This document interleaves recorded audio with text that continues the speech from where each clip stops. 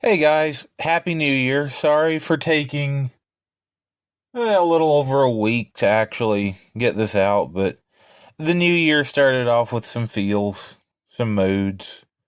But that's okay. This still counts. It's the first full week of the new year, so I'm still on schedule. Today we're just going to be talking about something I technically should have talked about at the end of last year, but I didn't because reasons. Mostly because I didn't think to do this at all at the time, but we're going to be talking about my top 10 figures that I bought last year. Bought last year does not necessarily mean arrived last year because one of my top tens I knew was going to be on the list as soon as I decided to make this list, but it didn't get here until after the new year had started. But it still counts as a 2025 figure because that's when the money was actually used to acquire it. That's really the only requirement. But anyway, starting off with 10, and just because this is on the 10th spot does not in any way mean this is a terrible figure. It's just when you see what it's being ranked against, you'll understand why it's a 10. I do have a very dishonorable mention. I did not bring him in here for the video because dishonorable mention, but the absolute worst figure I acquired last year was Studio Series Core Class Movie Edition Ironhide. I'm sure the deluxe class is better. I'm sure the deluxe class mold is better. But good grief, the core class, it's terrible. It's so bad, I literally took his guns and gave to one of the actual top 10 best figures. So, yeah, I do not recommend core class Ironhide in the slightest. Another mention, this one an honorable mention, is Studio Series Core Class Rise of the Beasts Freezer. I don't want to say he's great. He serves my purposes for him, but yeah, he definitely doesn't make the top 10 list. I'd have to say if it was a top 20 list, which I don't think I even got 20 figures last year, but anyway, he would be 11 for sure. He would be 11 out of the list.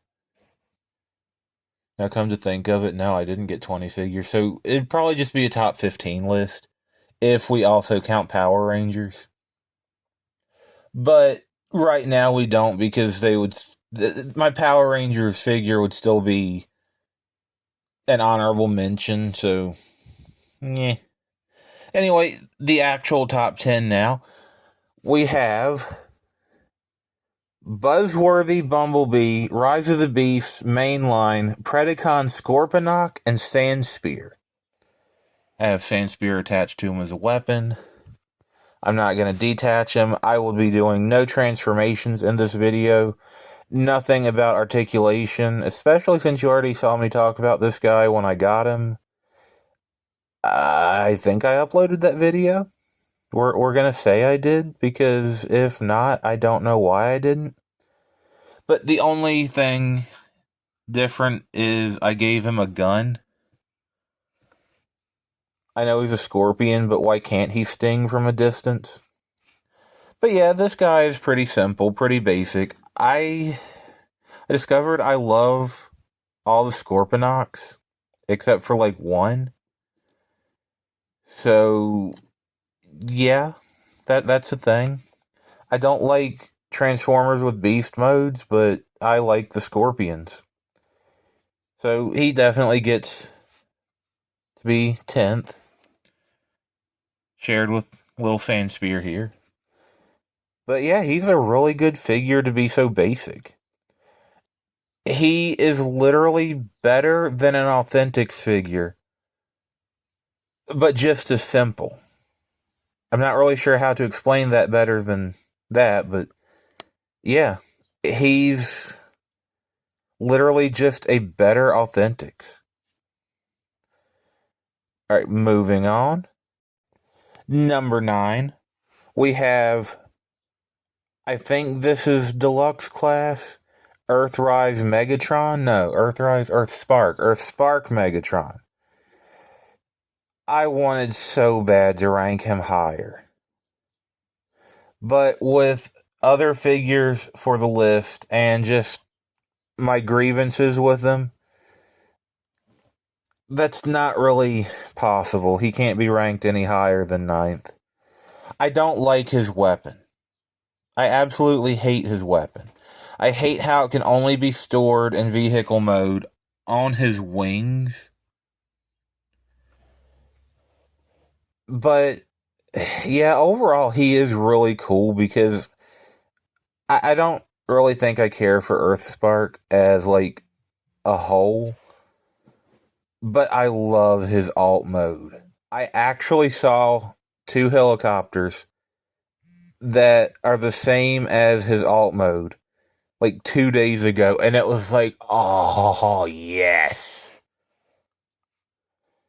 I'm sorry. I like certain vehicles, and that's one of them. And that's more or less the only reason I got him. I just didn't know weapon storage was so But I have a very special plan for him. So I will be reviewing him individually at some point, and that will also be when I show off the special plans I have for him. Let's just say that I am very, very close to finishing a very special project, and he is part of it. All right, next up, we've got number 8,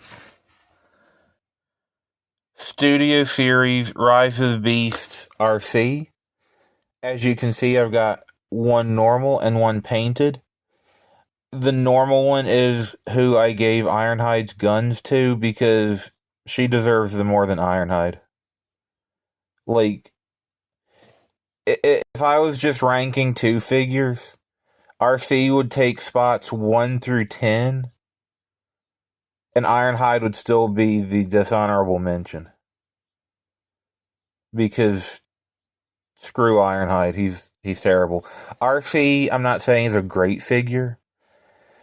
And the only reason I say that is because I have a hard time transforming her. I get confused. Yeah, it's skill issue. Don't come at me in the comments. I will fight you.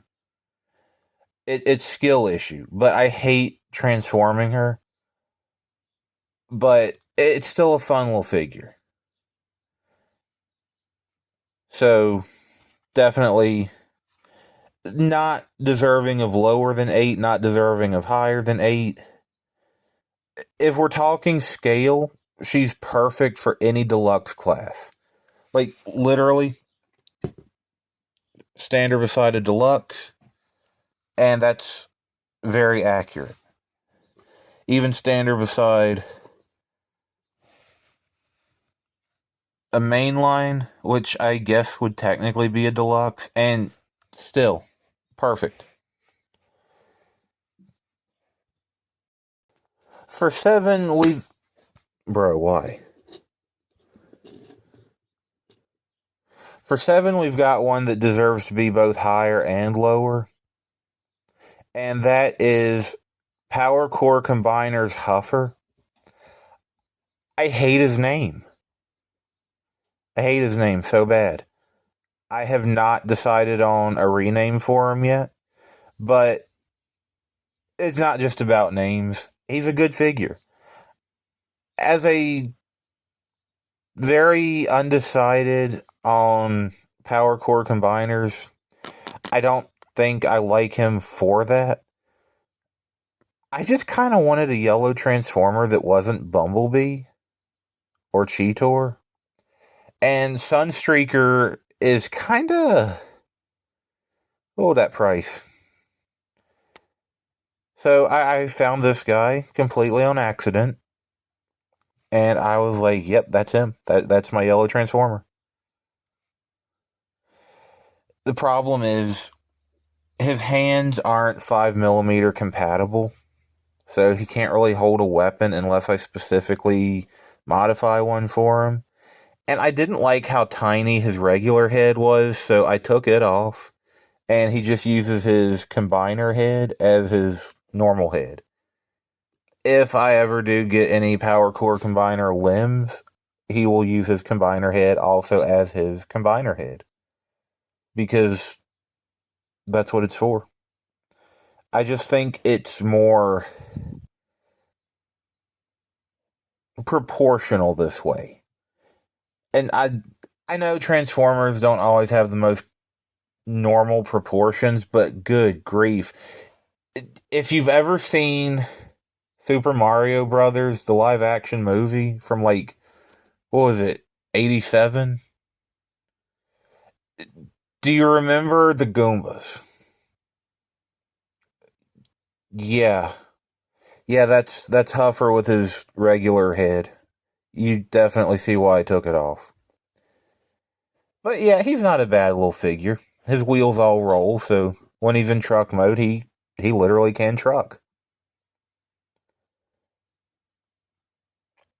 Trying to think what else I could say about him, but yeah, no, he's just definitely a 7 out of 10 for sure.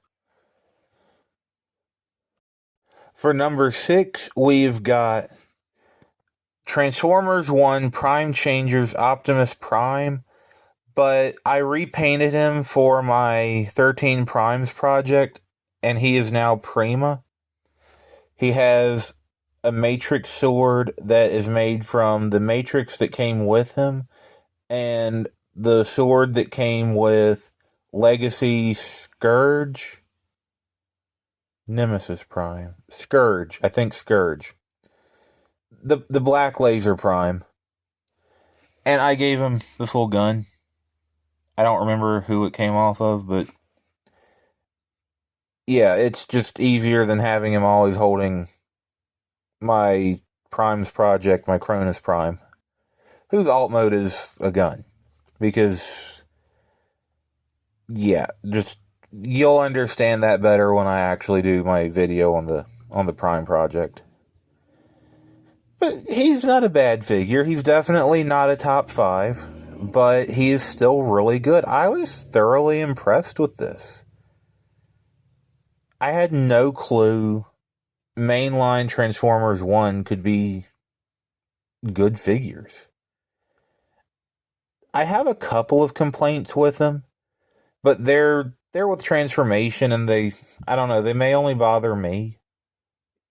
Everyone else may not have the issue, so we're just gonna ignore it. But yeah, he's a good little figure. Trying to see, yeah, there are a few spots I would like to retouch the paint. Didn't realize that until I had this light shining on him. But yeah, that's alright. What is a project if it's finished all at once, right? I don't know, I feel like that's just me trying to cope with it. 5 is definitely an unusual figure. It's Transformers 1 Prime Changer Bumblebee, and I knew I wouldn't hate it, but I had no clue just how good this figure would be. It's genuinely kind of amazing. I have a little bit of trouble transforming him because, like I mentioned earlier, skill issue. But he's really good. It's hard to believe this is the character from Transformers 1 that I genuinely hate. Like, I cannot believe this is, that Bumblebee. And it's no hate against Bumblebee in general. Bumblebee is awesome. But I hate Transformers 1 Bumblebee. So the fact that this is a really good figure proves that the character does not always make the figure. Sometimes the figure Now, I was going to say figure makes a character, but no, I still hate him from the movie. I've not even seen the movie. I've just seen the trailers, but I cannot stand him. I understand why he is the way he is. But this is one Bumblebee I am really, really disappointed can actually talk. Like, it's just ridiculous. I'm sorry, I'm not going to rant about that. I already did that in the review I did of this guy. But yeah, he is definitely a good figure, a great figure. Definitely a top 5. This is where it gets difficult. The next 4, literally the top 4, all deserve top 1. So these next 4 just they're interchangeable. They can take any of the 4 spots, but I'm just going to do it in this order because I can't fight myself on this one. Number 4 is technically Titans Return Galvatron, but as you saw in the first video I voice acted, this is actually Dominus from whatever I'm going to call my universe. I'm going to do an actual review on this guy because he deserves it. I just haven't done it yet because I haven't done it yet. I don't know. I thought I had an excuse. I don't. I'm sorry. But yeah, Titans Return Galvatron is a figure I've always wanted to work with one way or another. And then I discovered the Ape Face Headmaster, and I'm like, oh, I know what to do. So, Dominus. Mine is, like most of my Transformers, secondhand, so he's missing a lot, but I think the alt mode I gave him is actually kind of clever, and I'm excited to show it off when I do his review. So he definitely deserves any of the top 4 spots.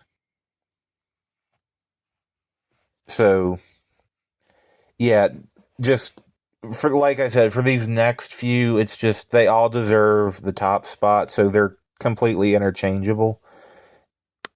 Like today he could be 4th, but tomorrow he might literally be 1st. I don't know. It's difficult when the top 4 are just that good. Number 3 is Wei-Jang third or fourth party. I don't know. Nose cone part of the combiner Computron. I don't know. I just like this guy. He's a drill tank. Drills are fun. He's fun. He didn't like that his head was just a big yellow chunk, so I painted some of it silver. I think it matches pretty good. I altered the weapon he came with so it can be either this rifle or it can combine with his sword and be like a halberd. He's really good. He is so much bigger than my brain can comprehend because when I think of like non official Transformers, I don't really think of like big and good quality, and this guy is actually better quality than some main, like not main, like you know, name brand stuff. He doesn't have a lot of like really good articulation, but he's really good. Like very extremely good. And like Dominus, he deserves to be in any of the top 4 spots. For number 2, we have another Scorpion. This is Studio Series Rise of the Beast Scorponok. And I love everything about him. I love his transformation. I love his alt mode. I love his robot mode here. I love how his weapon attaches to him. I don't love how he can't hold it, like, in his hand. But it's still really clever how it attaches. There's just so much about him that's wonderful. His colors, the way his claws turn into his shoulders, legs to the Scorpion mode leg storage, Scorpion mode legs becoming robot mode legs. He's so good. When I first got him, I mistransformed him, and he was as tall as a core class, which I knew couldn't be right because where were his knees? But it still looked good. Then I figured out what I had done wrong, so I fixed it, and now he is full height. Just scaling Scorpion to Scorpion, let's put him beside Buzzworthy.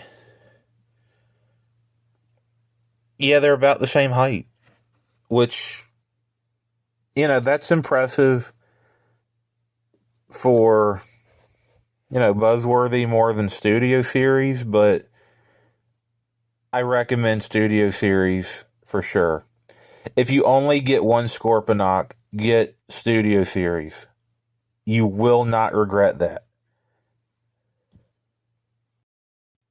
And for number one, we have got Energon Landmine. Or if you saw my other voice acted video, Magnum Convoy. This is a figure I've wanted for so long, but there's always been some issue trying to get him. And I finally found him exactly like I needed him. He's missing the tow winch, and I did have to buy one of his treads separate. But honestly, I don't care. I got such a good price on him. Even having to buy the extra part from a different seller, I spent less than $30 on this. The next cheapest was like $45. I'm sorry, but that was too good of a deal to pass up. Even, like I said, having to buy, most of it from one seller and part of it from another. That still saved me over $15. We take. As you can see, because he is now a convoy, he has got an Energon axe and a fancy gun. Although the fancy gun can be used when he's in convoy mode or not. I'm not going to show him off combined with his trailer thing, because I did that in the video I made about him, just, his review, and in the voice acted video. So, you get to see, it not combined. So that's it. Those are my top 10 figures that were purchased in 2025. I hope you enjoyed, and I hope you enjoy next week's video. It's a very important video to me personally. It means a lot to me. This next Transformer I'm going to talk about means so much to me. And I will try and explain it in the video without breaking down, but it means so much to me. It is one of my favorite Transformers for the memories I have. So keep an eye out for that next Saturday. See you then. Happy New Year, and catch you later.